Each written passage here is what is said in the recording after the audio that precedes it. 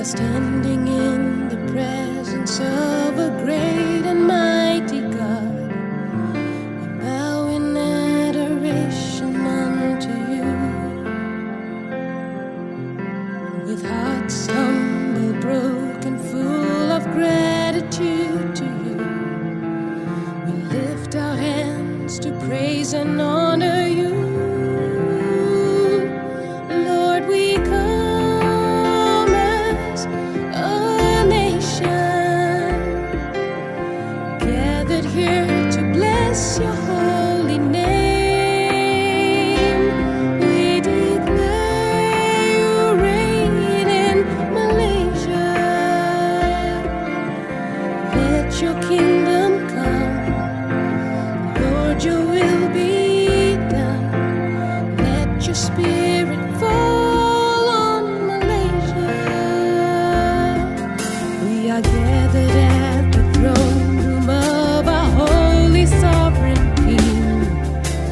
We lift our states and lead us up to you, as our praise and prayers ascend like incense up to you. Lord, hear our cry and grant us a breakthrough. Lord, we come as your people, gathered here to praise your holy name. We declare your will in Malaysia. Let your kingdom come, Lord, your will be done. Let your fire fall on Malaysia.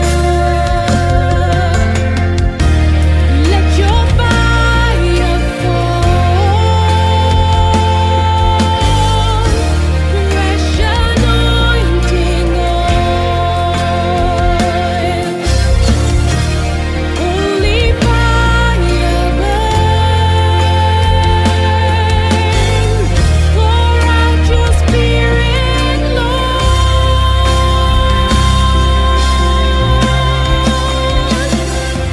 Lord, we come as a nation,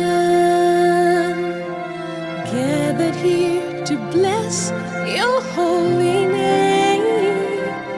We declare you reign in Malaysia. Let your kingdom come, Lord, your will be done. Let your spirit fall on Malaysia. Lord, we come as your people,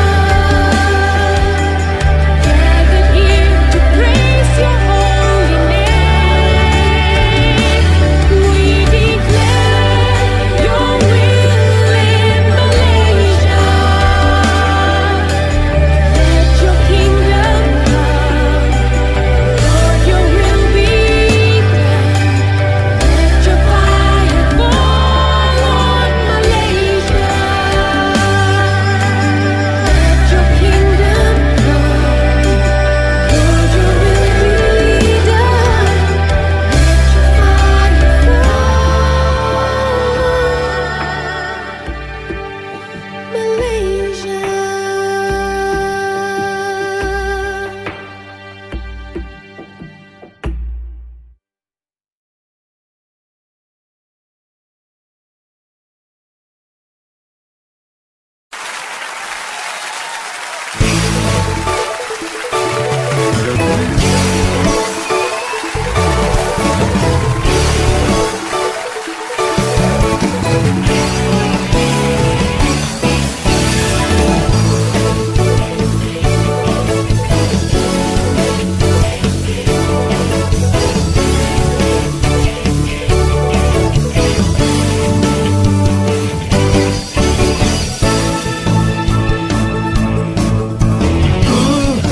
Tak pandang dari gereja mana,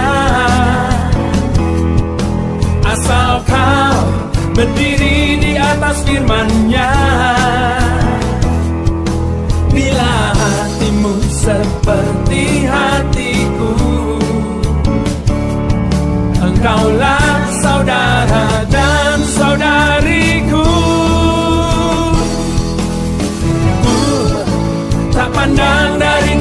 gereja mana, asal kau berdiri di atas firman-Nya. Bila hatimu seperti hatiku, engkaulah saudara dan saudariku. Dalam Yesus kita bersaudara,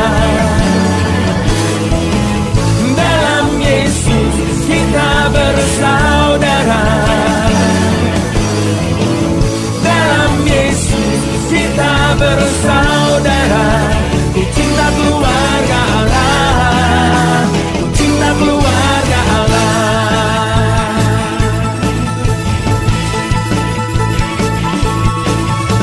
Ku tak pandang dari gereja mana, asal kau berdiri di atas firman-Nya. Bila hatimu seperti hatiku,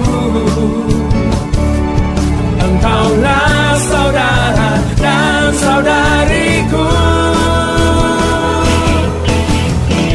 Dalam Yesus kita bersaudara, dalam Yesus kita bersaudara, dalam Yesus kita bersaudara. Ku cinta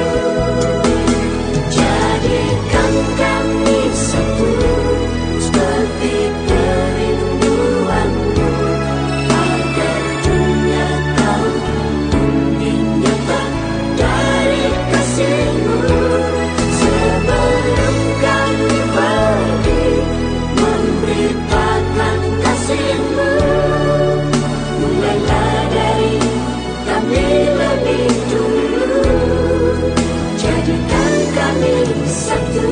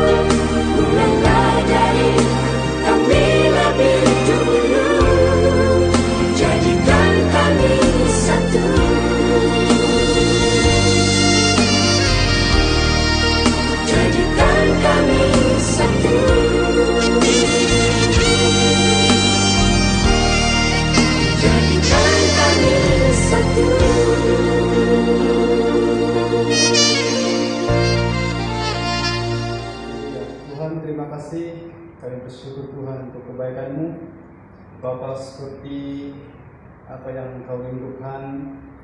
Biar Tuhan kami menjadi satu di dalam Engkau, seperti Engkau dan Bapa adalah satu.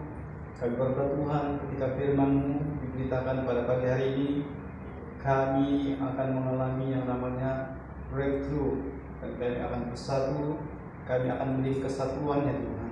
Bapa, mari berbicara melalui hamba-Mu, dan kiranya Tuhan Roh Kudus-Mu yang memimpin hamba-Mu sebagai penyampai firman-Mu, dan juga anak-anak Tuhan yang mendengar firman-Mu. Tuhan, Engkau juga urapi, Engkau juga berkati mereka, biar Tuhan menerima firman Tuhan ini, dan mereka akan dikuatkan, mereka akan dimerdekakan, mereka akan mengalami terobosannya Tuhan, sehingga apa yang selama ini menjadi penghalang untuk kami bersatu, setelah ketika kami mendengar firman-Mu, kami akan bersatu di dalam Engkau Tuhan, bersatu untuk melayani Engkau Tuhan, bersatu untuk melakukan pekerjaan dan visi Tuhan, supaya kehendak terjadi di bumi seperti di surga. Terima kasih Tuhan. Kami berdoa dan kami serahkan firman ini dalam nama Yesus, yang anak Tuhan yang siap, katakan amin. Haleluya. Nah, pada pagi hari ini kita akan belajar firman Tuhan, topik yang baru, yaitu kuasa dari kesatuan. Di hari ini saya akan berbicara tentang kesatuan. Adanya kuasa dari kesatuan, atau the power of unity. Nah, kenapa pentingnya kesatuan kita sebagai orang-orang percaya kepada Kristus? Nah, saya percaya kesatuan itu memiliki kuasa yang lebih besar. Haleluya. Kesatuan itu memiliki kuasa yang lebih besar. Ada perbezaannya ataupun ada bedanya satu orang melakukan satu perkara dan juga beberapa orang yang bersatu melakukan perkara ataupun pekerjaan. Nah, sebab itu pentingnya kita memiliki yang namanya kesatuan sebagai orang-orang yang percaya kepada Tuhan. Nah, kesatuan memiliki kuasa yang besar daripada seorang diri. Jadi sekali lagi, kesatuan itu memiliki kuasa yang lebih besar daripada kita seorang diri. Jadi, sebab itu jangan kita mau sendiri-sendiri. Tapi ketika kita memiliki yang namanya kesatuan, maka ada kuasa yang lebih besar.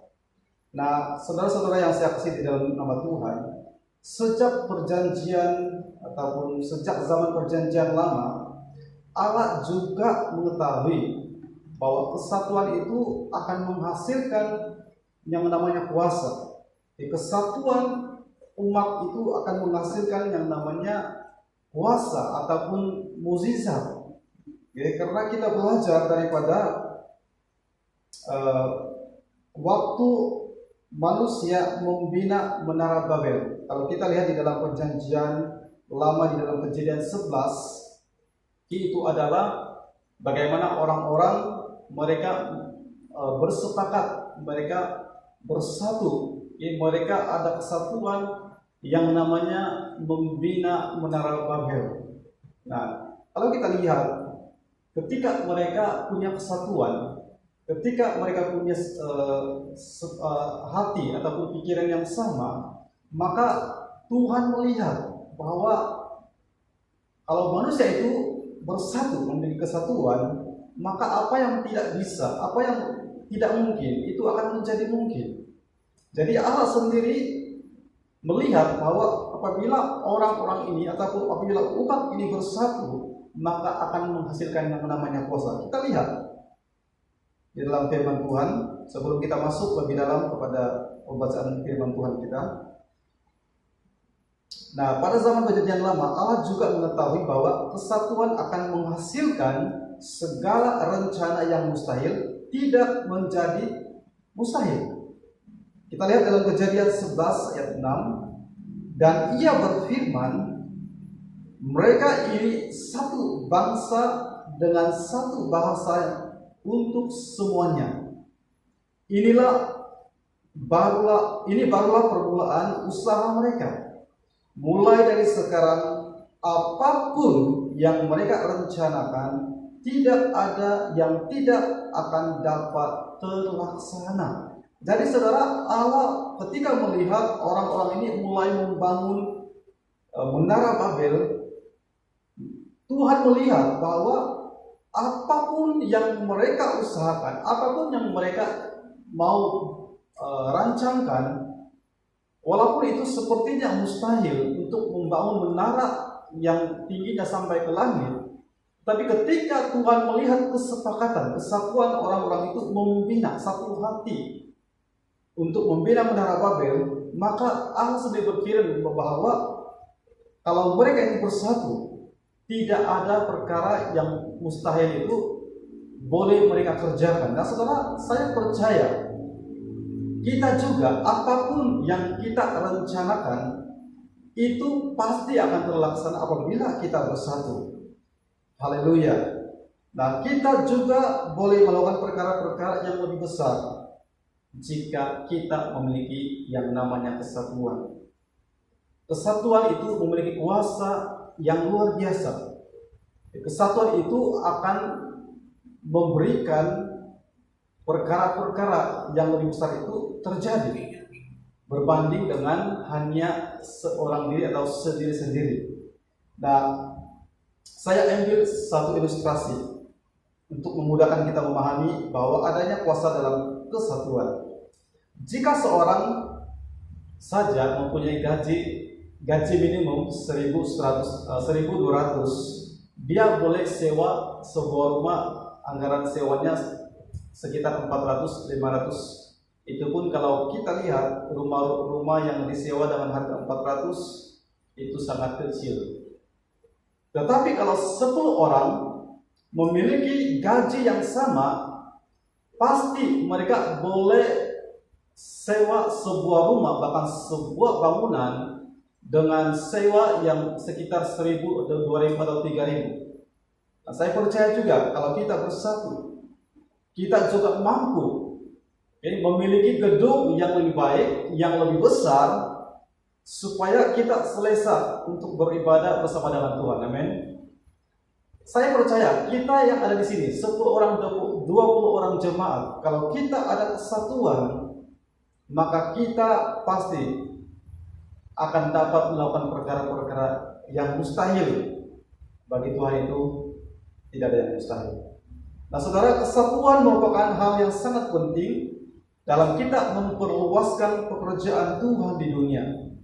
Nah sebab itu iblis sangat takut. Ketika umat Tuhan itu bersatu, maka iblis sangat takut, dan iblis akan senantiasa setiap hari, setiap saat dia akan menghancurkan yang namanya kesatuan.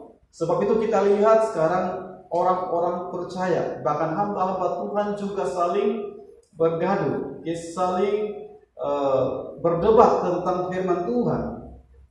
Dan saya percaya iblis tertawa. Sebab itu pada saat ini, pada pagi hari ini, saya ingin membawa kita ke dalam firman Tuhan, ke dalam firman Tuhan, supaya kita bersatu, supaya iblis itu dikalahkan melalui kesatuan kita. Karena jika kita bersatu, iblis itu dia akan merasa takut. Karena apabila kita bersatu, maka kita akan memiliki kuasa yang lebih hebat dan berkuasa. Nah, sebab itu saudara, Yesus meminta secara khusus kepada Bapa agar murid-muridnya menjadi satu. Bukan saja waktu Yesus bersama-sama dengan mereka, malah terlebih waktu Yesus tidak lagi bersama-sama dengan mereka. Dan kita akan melihat hari ini pembacaan firman Tuhan kita di dalam Yohanes 17 ayat 1-26, yaitu doa Yesus untuk murid-muridnya. Kita lihat saudara bahwa saya percaya doa yang Tuhan minta atau Yesus minta kepada Bapa di surga ini adalah khusus untuk murid-muridnya. Dan saya percaya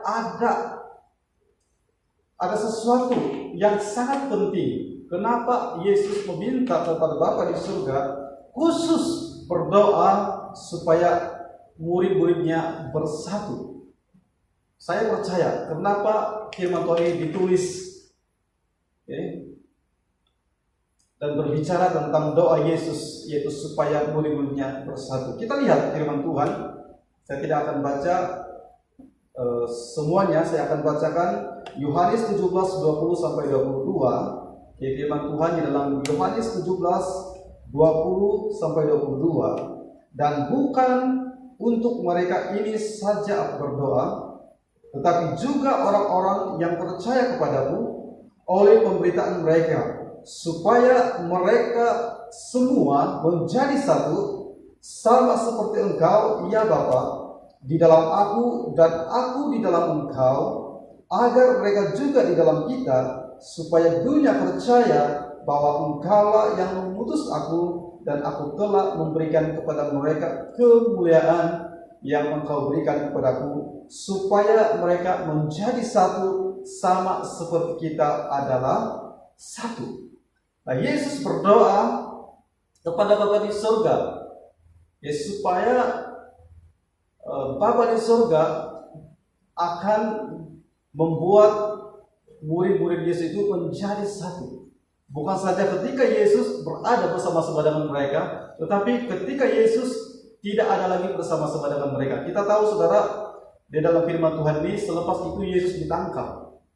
Nah sebab itu Yesus berdoa secara khusus. Dan saya percaya pada pagi hari ini juga doa yang sama yang kita belajar pada hari ini adalah doa khusus buat kita yang percaya sungguh-sungguh kepada Tuhan, supaya kita bersatu. Karena di dalam kesatuan itu ada kuasa, di dalam kesatuan itu Tuhan dipermuliakan. Haleluya, amin. Nah kenapa Yesus berdoa khusus kepada Bapa agar murid-muridnya menjadi satu? Kenapa? Kita lihat satu persatu. Yang pertama saudara yang saya belajar, karena mereka adalah milik Bapa sendiri. Nah kenapa Yesus meminta Bapa berdoa supaya murid-muridnya menjadi satu? Karena mereka adalah milik Bapa.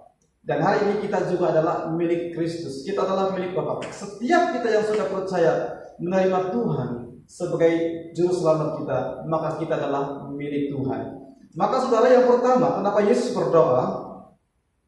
Karena mereka adalah milik Bapa. Kita lihat ayat 6 dan ayat 9. Saya akan bacakan.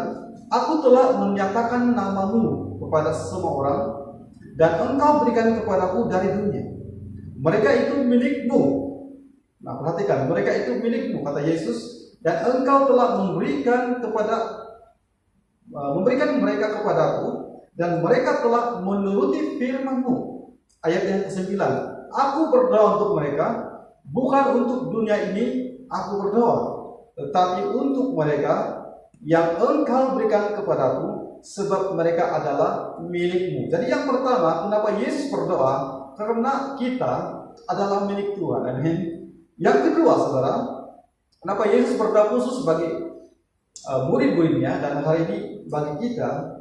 Karena mereka telah mempermuliakan nama Bapa melalui Kristus. Kita lihat di dalam ayat yang ke-10.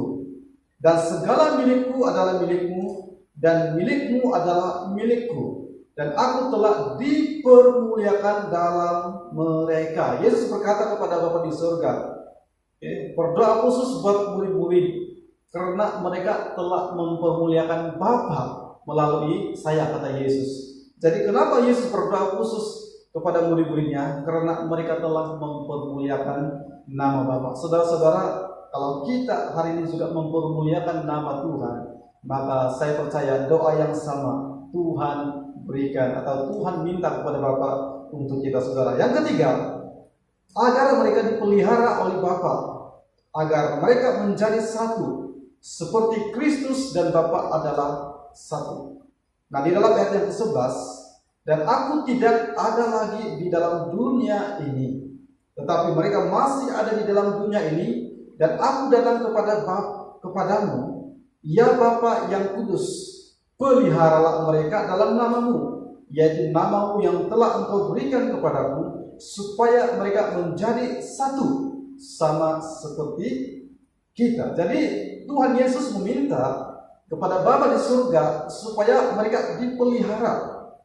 Bapa memelihara mereka.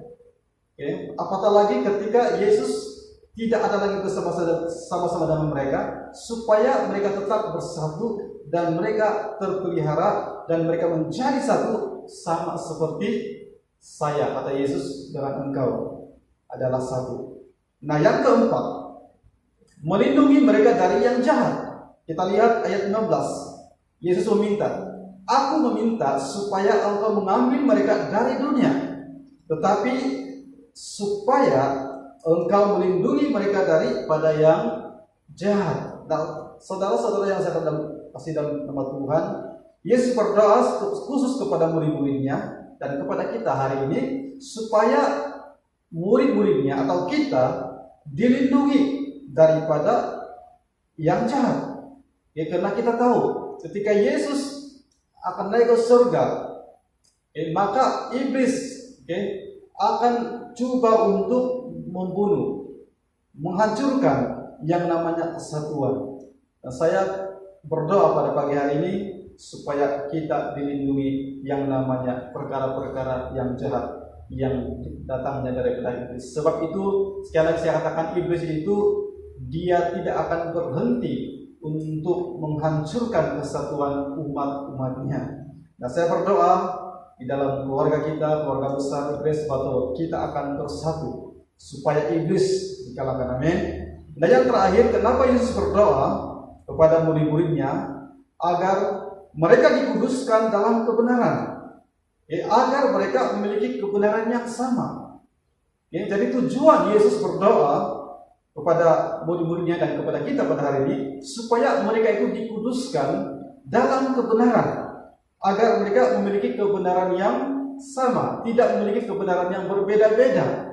Kita punya Alkitab yang sama, tetapi saudara, seringkali sekarang ini banyak pengajar-pengajar yang sesat, memakai nama Tuhan, memakai Alkitab, tetapi cara mereka menyampaikan itu salah. Mereka juga mengutip ayat-ayat yang lain di luar daripada Alkitab. Sebab itu Yesus berdoa supaya murid-muridnya, supaya kita pada hari ini kita dikuduskan dalam kebenaran, agar kita memiliki kebenaran yang sama. Tidak menyimpang, tetapi kita tetap berjalan di dalam jalurnya Tuhan, jalannya Tuhan. Nah, kita lihat dalam ayat yang 17. Kuduskanlah mereka dalam kebenaran. Firman-Mu adalah kebenaran. Jadi Yesus berdoa supaya kita pada hari ini dikuduskan dalam kebenaran, supaya kita memiliki kebenaran yang sama. Haleluya, amin. Firman Tuhan yang sama, Alkitab yang sama, Roh Kudus yang sama yang memimpin kita, supaya kita memiliki yang namanya kesatuan. Nah, saudara-saudara, saya yakin dan percaya doa ini juga adalah untuk kita pada hari ini, supaya kita menjadi satu seperti Bapa dan Yesus adalah satu. Maka Tuhan rindu, Tuhan Yesus rindu supaya kita sebagai anak-anaknya menjadi satu. Haleluya. Nah, saudara, kenapa pentingnya kesatuan? Kenapa pentingnya kita bersatu, saudara? Yang pertama, kesatuan itu mendatangkan kemuliaan Tuhan. Melalui kesatuan kita, orang akan mengenal siapa Yesus Kristus sebagai Tuhan dan Juru Selamat. Haleluya. Dan saudara, ketika kita memiliki yang namanya kesatuan, maka itu akan menyenangkan hati Tuhan. Itu akan mendatangkan kemuliaan Tuhan. Saudara, saya percaya kesatuan merupakan kunci.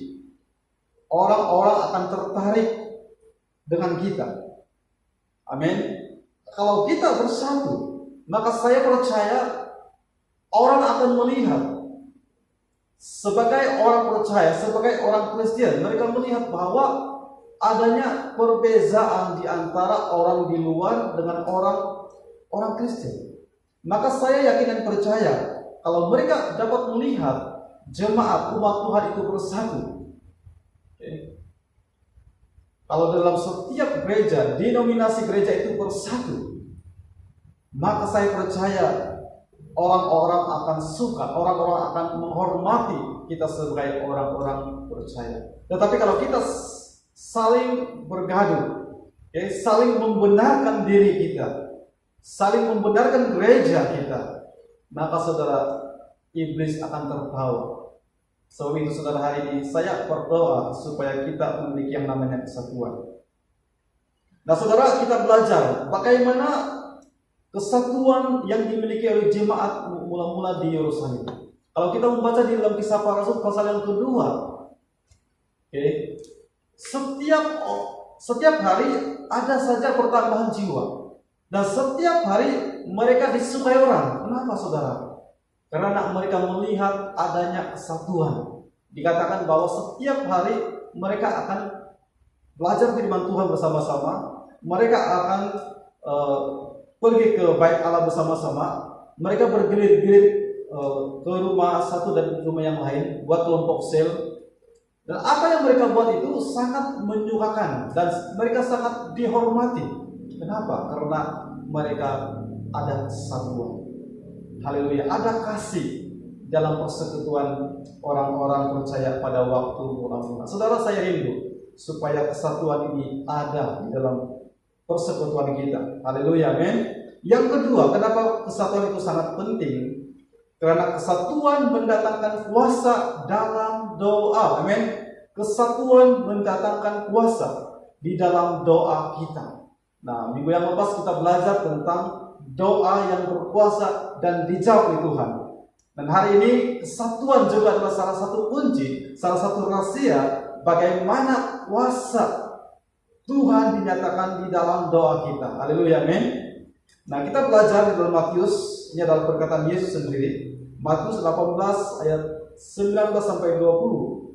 Dan lagi aku berkata kepadamu, jika dua orang daripadamu di dunia ini sepakat, maksudnya bersatu, ada kesatuan, meminta apapun juga, permintaan itu akan dikabulkan oleh Bapakku yang di surga. Haleluya.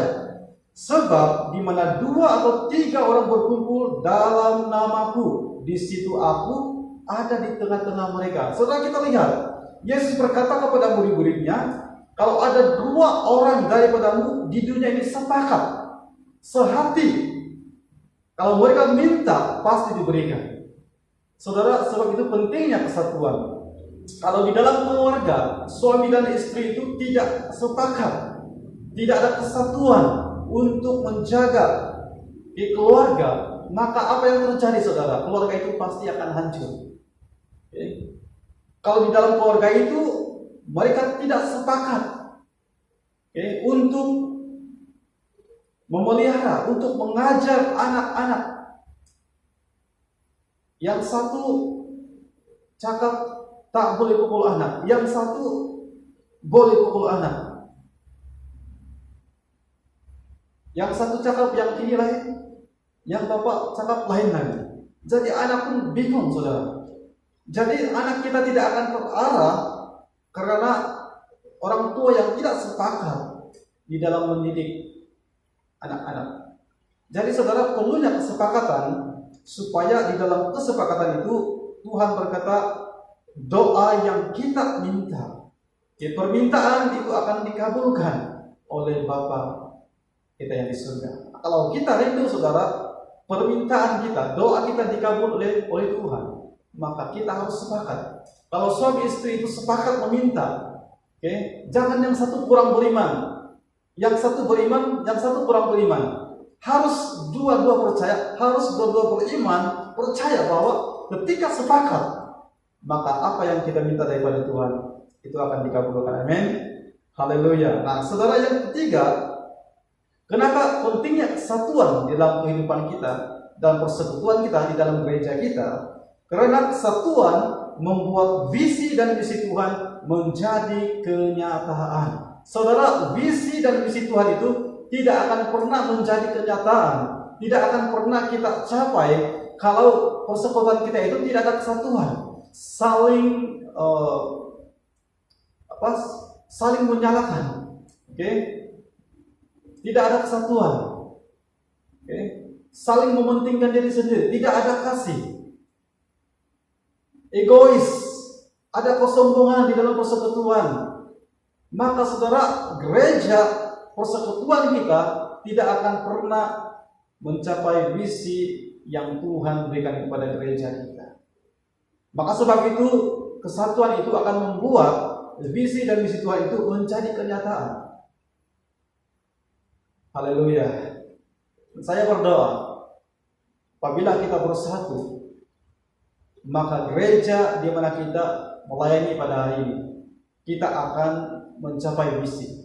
Kita akan berjalan sesuai dengan visi dan misi yang Tuhan sudah tetapkan dari semula gereja ini didirikan di tanah Batu. Saya berdoa supaya visi dan misi ini kita akan capai bersama-sama. Haleluya, amin. Tetapi bagaimana kita boleh mencapai hal ini, saudara, kalau kita tidak bersatu? Bagaimana orang, jiwa-jiwa datang kepada Tuhan? Bagaimana kita dapat menyelamatkan lebih banyak jiwa-jiwa kalau kita sendiri tidak bersatu dalam banyak perkara? Bagaimana kita boleh mencapai yang namanya visi dan misi Tuhan? Saudara, sebab itu saya rindu supaya kita mengalami yang namanya breakthrough pada pagi hari ini. Jangan lagi ada yang namanya egois, jangan ada yang namanya saling menyalahkan. Tetapi mari kita bersatu supaya kerajaan Tuhan dinyatakan di tempat ini. Haleluya, amin. Nah, kita lihat di dalam Amsal 11 ayat 14, Amsal 11 ayat 14 dikatakan, jikalau tidak ada pemimpin, jatuhlah bangsa. Tetapi jikalau penasihat banyak, keselamatan ada. Di dalam Amsal 15 ayat 22, rancangan gagal kalau tidak ada pertimbangan, tetapi terlaksana kalau banyak penasihat. Nah, saudara, di dalam Amsal ini adalah nasihat yang baik. Dikatakan kalau tidak ada pimpinan, jatuhlah bangsa. Tetapi jikalau tidak banyak penasihat, keselamatan tidak ada. Jadi dikatakan jikalau penasihat banyak, keselamatan ada. Memang dalam setiap organisasi, termasuk gereja, harus ada pemimpin. Tetapi kalau hanya mengharapkan pemimpin, hanya mengharapkan pastor seorang diri, saudara, tidak ada PAUD, tidak ada puasa. Dan kita tidak akan dapat mencapai visi yang maksimal. Oke, karena seorang hamba Tuhan juga, pastor juga ada punya keterbatasan. Dia bukan Superman. Oke, dia juga tidak punya karunia semua. Kalau ada 10 karunia semua dia ada, tidak, mustahil. Sebab itu diperlukan yang namanya pemimpin-pemimpin, penasihat-penasihat. Oke, supaya bergabung bersatu sehingga apapun yang direncanakan itu akan dapat kita laksanakan bersama. Haleluya. Sebab itu di dalam Amsal mengajar supaya harus ada yang namanya penasihat.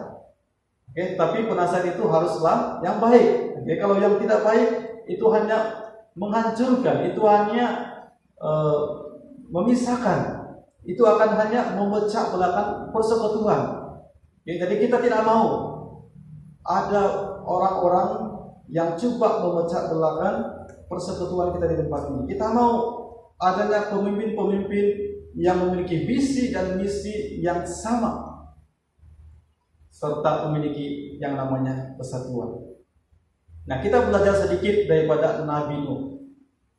Nah, bagaimana sebagai seorang kepala rumah tangga dapat memimpin keluarganya sehingga mereka boleh bersatu membangun bangsa yang besar. Nah, hari ini adalah hari Bapa.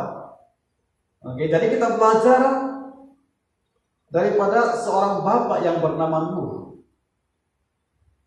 Bagaimana seorang bapak, seorang suami dapat melaksanakan visi dan misi atau perintah Tuhan yang diberikan kepada dia, yaitu membangun sebuah batra yang besar, dan membangunnya itu bukan di tepi laut atau di tepi sungai, tetapi di atas gunung. Itu sepertinya ide yang gila. Dan bahkan saudara, kalau dia tidak dapat menyampaikan pesan Tuhan itu dengan baik kepada anak istrinya, menantunya, maka saudara, mustahil untuk Nuh yang sudah tua membangun batra yang begitu besar. Tetapi karena sebagai seorang bapak yang luar biasa, saya katakan, dia adalah seorang suami dan seorang bapak, dan dia adalah hero buat keluarga besarnya, bahkan keturunannya. Maka dia berjaya untuk menyampaikan visi perintah Tuhan, sehingga istri, anak-anak dan menantunya itu punya kesatuan, dan sehingga mereka berjalan melangkah bersama dengan visi yang Tuhan berikan, perintah yang Tuhan berikan, sehingga mereka membangun batra itu bersama-sama. Dan akhirnya kita tahu mereka semua selamat karena mereka menangkap visi dan mereka ada kesatuan untuk membangun batra itu bersama-sama. Nah, saudara, sempurna hari Bapa ini saya berdoa kita sebagai seorang suami dan seorang bapak, mari kita menjadi hero, superhero, haleluya, amin, buat keluarga kita, bahkan keturunan kita, dengan mengambil tanggung jawab seperti Nuh. Yang pertama yang saya belajar daripada Nuh, bagaimana dia dapat mendapat visi daripada Tuhan, perintah daripada Tuhan adalah yang pertama, dia membangun hubungan yang intim dengan Tuhan. Bagaimana kita mendapat visi daripada Tuhan? Bagaimana kita mendapat hikmat daripada Tuhan sebagai seorang suami, sebagai seorang bapak? Kalau kita sendiri tidak punya hubungan yang intim, saya percaya Nuh dipilih oleh Tuhan, karena dia memiliki yang namanya hubungan yang intim dengan dia. Yang kedua, Nuh menjadi pemimpin yang dapat mengajar keluarga dengan visi dan misi yang jelas. Jadi dia menangkap visi daripada Tuhan, perintah daripada Tuhan, dan dia percaya untuk membawa keluarganya, menantunya, sehingga mereka itu diberikan visi yang jelas, sehingga mereka punya kesatuan. Jadi saudara-saudara, dan khususnya para bapak, para suami, diperlukan seorang pemimpin di dalam keluarga, dalam rumah tangga. Seorang pemimpin yang pertama itu punya hubungan intim dengan Tuhan. Yang kedua, ketika kita menerima yang namanya visi, tanggung jawab daripada Tuhan, maka kita harus mengajar, kita harus dapat menyampaikan dengan benar, dengan tepat, dengan jelas, memberikan arahan yang jelas, supaya istri, anak-anak kita, keluarga kita, mereka mendapat pengarahan yang sama. Keluarga kita akan bergerak dengan visi dan misi yang sama. Keluarga kita akan dibentuk sesuai dengan apa yang Tuhan inginkan terjadi dalam keluarga kita. Haleluya, amin. Bapak-bapak, haleluya, amin. Haleluya. Yang ketiga, dapat dipercayai dan dihormati. Nah, saudara, pentingnya seorang pemimpin itu dihormati, apalagi seorang bapak atau suami. Jadi, kalau suami atau bapak tidak dihormati di dalam keluarganya sendiri, itu bahaya. Sebab itu, bagaimana supaya kita dihormati? Yang pertama itu adalah kita harus membangun hubungan dengan Tuhan. Kita harus mencari teladan yang baik.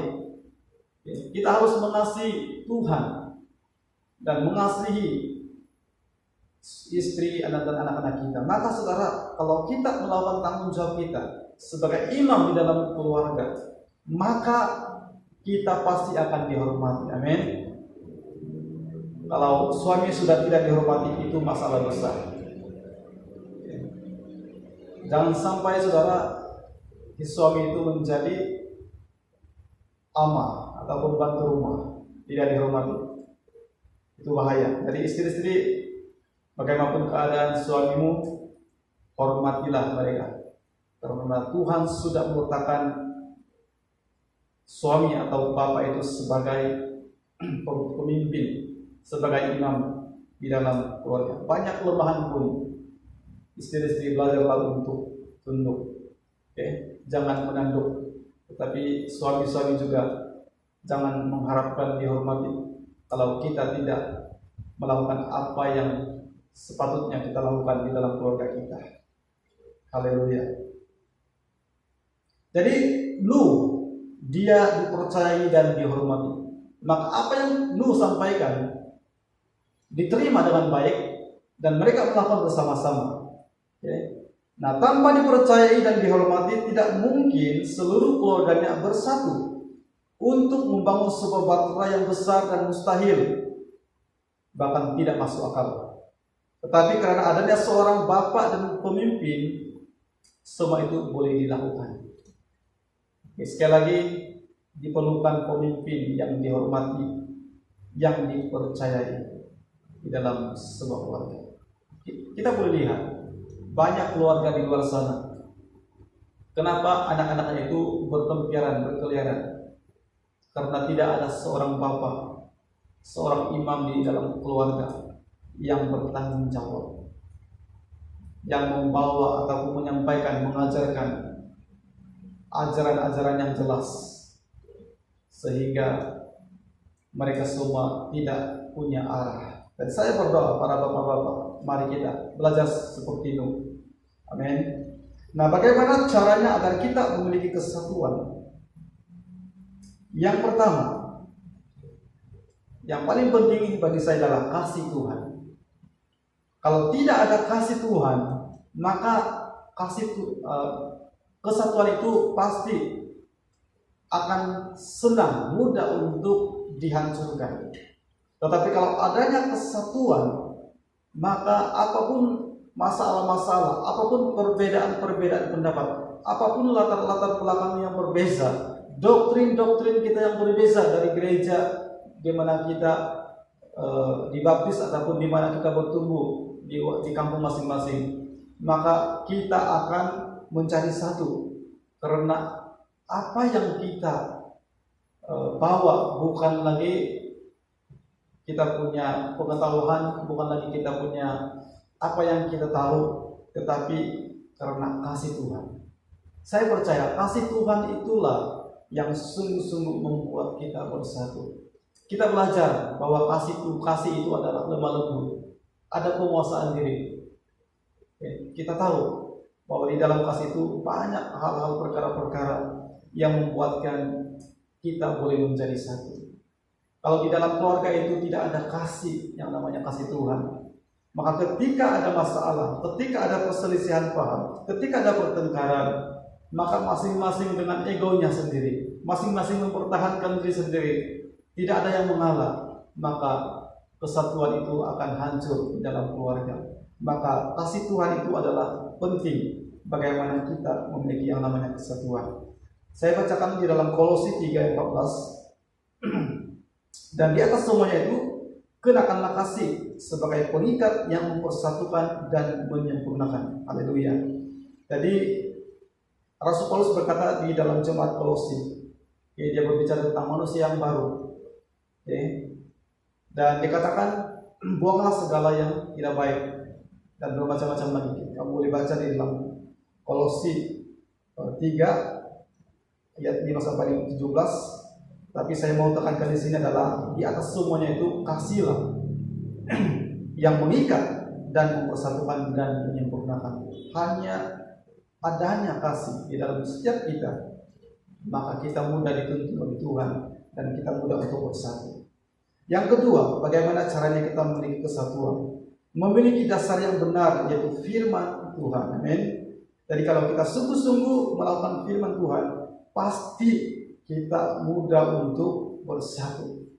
Dasarnya adalah sama, firman Tuhan. Kita memiliki Alkitab yang sama. Kalau kita mengerti sungguh-sungguh firman Tuhan itu, maka saya percaya tidak tidak susah untuk kita bersatu, karena kita punya firman Tuhan yang sama. Haleluya, amin. Yang ketiga adalah memiliki kerinduan yang sama untuk melayani Tuhan dan memuliakan Tuhan. Nah, saudara, saya percaya kalau kita memiliki kerinduan yang sama, hati yang sama untuk melayani dan memuliakan Tuhan, bukan mencari keuntungan sendiri, bukan mementingkan sendiri, maka saya percaya kita boleh bersatu, karena kita punya hati yang sama, kita punya kerinduan yang sama. Nah, di dalam Roma 12 pasal 12 5-8, demikian juga kita, walaupun banyak, adalah satu tubuh di dalam Kristus, tetapi masing-masing adalah anggota yang seorang terhadap yang lain. Demikian kita mempunyai karunia yang dianugerahkan kepada kita. Jika kita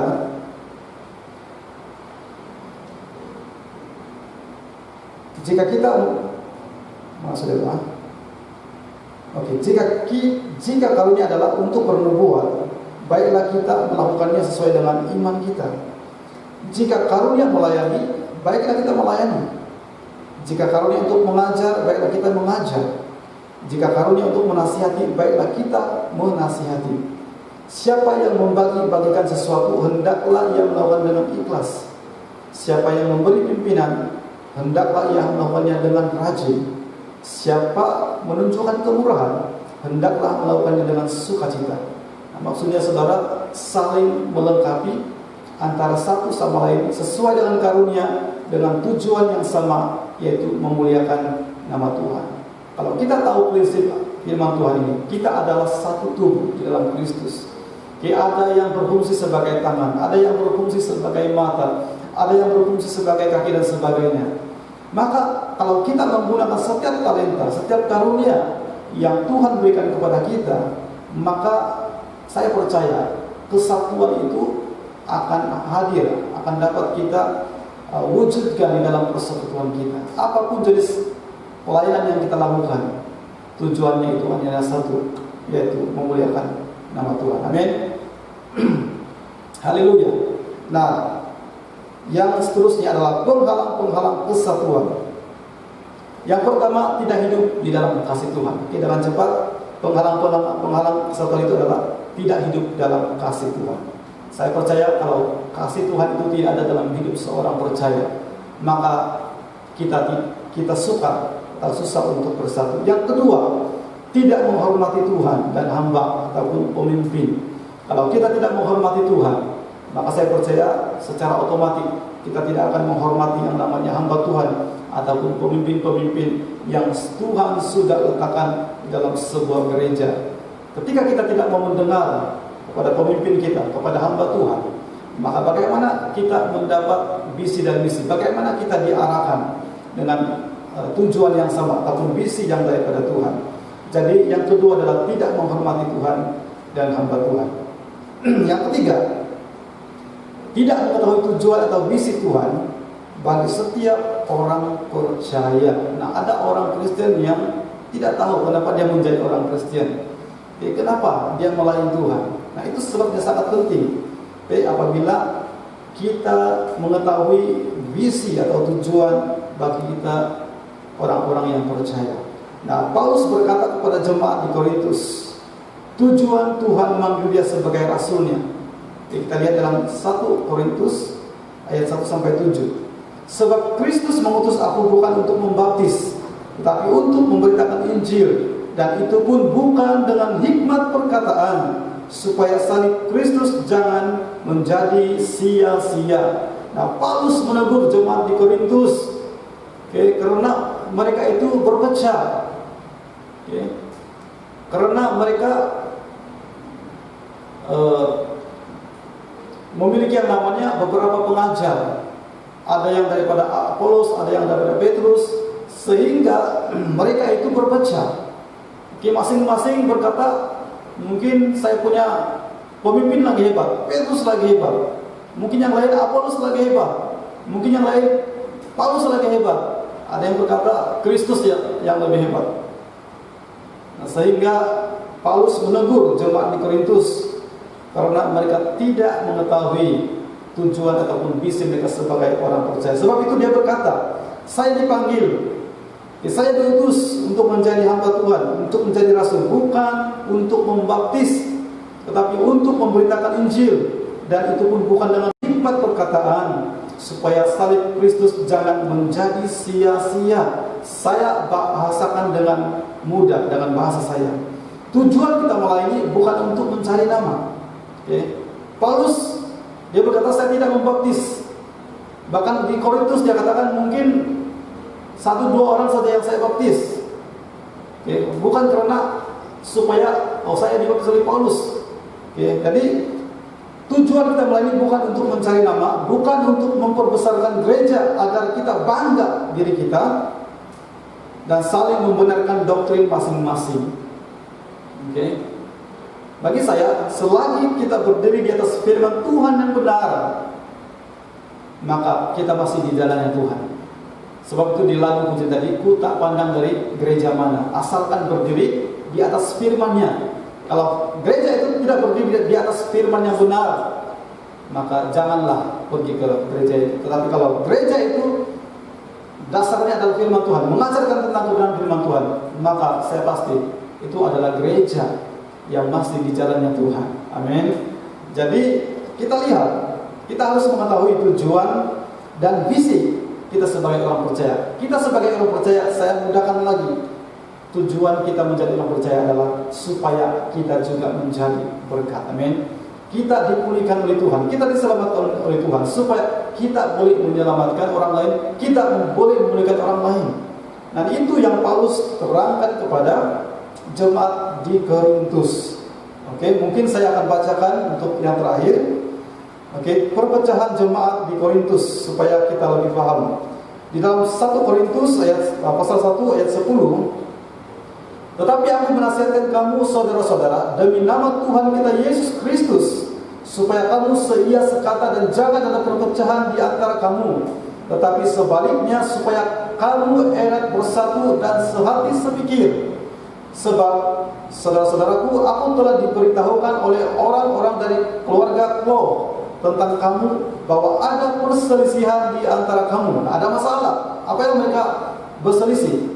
Ayat yang ke-12, yang aku maksudkan ialah kamu masing-masing berkata, nah ini dia masalah dia, aku dari golongan Paulus, atau aku dari golongan Apolos, atau aku dari golongan Kefas atau Petrus, atau aku dari golongan Kristus. Nah, Paulus berkata, adakah Kristus terbagi-bagi? Adakah Paulus disalibkan karena kamu? Atau adakah kamu dibaptis dalam nama Paulus? Nah, Paulus berkata, aku mengucap syukur bahwa tidak ada seorang pun di antara kamu yang aku baptis selain Krispus dan Gaius, sehingga tidak ada orang yang dapat mengatakan bahwa kamu dibaptis dalam namaku.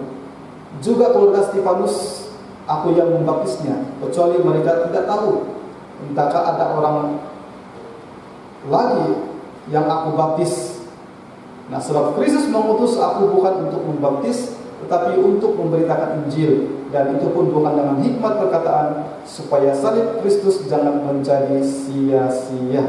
Jadi ada masalah perselisihan, perpecahan karena mereka saling berkata, saya punya guru, saya punya pastor lebih hebat. Tapi Paulus berkata, apakah Kristus itu terbagi-bagi? Dari saudara-saudara yang saya kasih dalam Tuhan, dimanapun kita melayani pada hari ini, kita harus bersatu, kita harus punya kesatuan. Dimanapun kita diletakkan hari ini, yang kita bawa nama itu bukanlah nama gereja, yang kita bawa itu bukanlah nama pastor kita, tetapi yang kita bawa, yang kita muliakan, yang kita perbesarkan itu adalah nama Tuhan. Maka saya percaya ketika hal ini kita paham, kita tahu, maka kita akan mudah untuk bersatu. Dan sekali lagi saya katakan bahwa tujuan kita di kesatuan itu supaya nama Tuhan dipermuliakan, supaya melalui kesatuan kita kemuliaan Tuhan itu turun, sehingga orang akan datang kepada kita karena mereka melihat yang namanya kesatuan yang luar biasa di dalam setiap anak-anak Tuhan dalam persekutuan kita. Haleluya. Jadi sebagai kesimpulan, kesatuan adalah doa Yesus sendiri kepada kita hari ini. Nah, kesatuan akan menghasilkan banyak hal-hal yang akan terjadi dalam hidup kita, keluarga dan gereja kita. Kesatuan memiliki kuasa yang luar biasa. Sebab itu marilah kita bersatu untuk kemuliaan Tuhan. Amin. Untuk kemuliaan Tuhan, bukan untuk kemuliaan diri, tetapi untuk kemuliaan Tuhan. Biar Tuhan dinyatakan di atas kesatuan kita. Dikatakan dalam lagu, supaya Tuhan dinyatakan melalui kesatuan kita. Jadi sebelum saya mengakhiri di kesempatan ini, saya ingin mengucapkan selamat menyambut Hari Bapa pada semua anak-anak Tuhan, khususnya pada bapak-bapak. Tuhan memberkati. Haleluya. Amin.